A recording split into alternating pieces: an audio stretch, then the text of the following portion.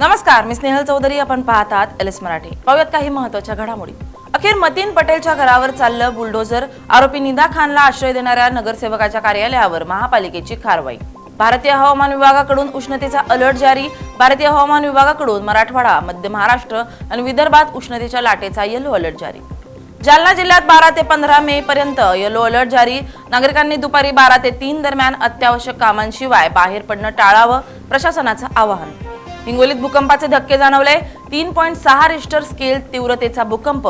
सर्वाधिक धक्के वसमत तालुक्यातील पांगरा शिंदे गाव परिसरात जाणवले.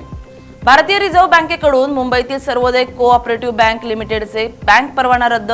बँकेची कमजोर आर्थिक स्थिती, भविष्यातील कामगिरी खराब होण्याची शक्यता असल्यानं बँकेचा निर्णय.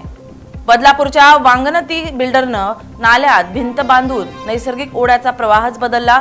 अवैध बांधकामामुळे पावसाळ्यात कर्जत कल्याण राजमहामार्ग पाण्याखाली जाण्याची भीती. रायगडच्या मुंबई गोवा महामार्गावर कारची उभ्या ट्रेलरला धडकेत एकाचा मृत्यू तर 2 जण जखमी. जखमींवर रुग्णालयात उपचार सुरू. हिंगोलीच्या वरुडमध्ये कडाक्याच्या उन्हाचा शेतकऱ्यांना फटका. पाण्याअभावी शेतकऱ्यानं जेसीबीने उपटली 150 संत्र्यांची झाडं. शेतकऱ्यानं जपलेली संत्रा बाग अखेर उद्ध्वस्त. शेतकरी हतबल. यवतमाळच्या सायफळ शेत शिवारातून केबलची चोरी. शेतकऱ्याकडून चोरट्याविरोधात तक्रार दाखल. पुढील तपास पोलिसांकडून सुरू.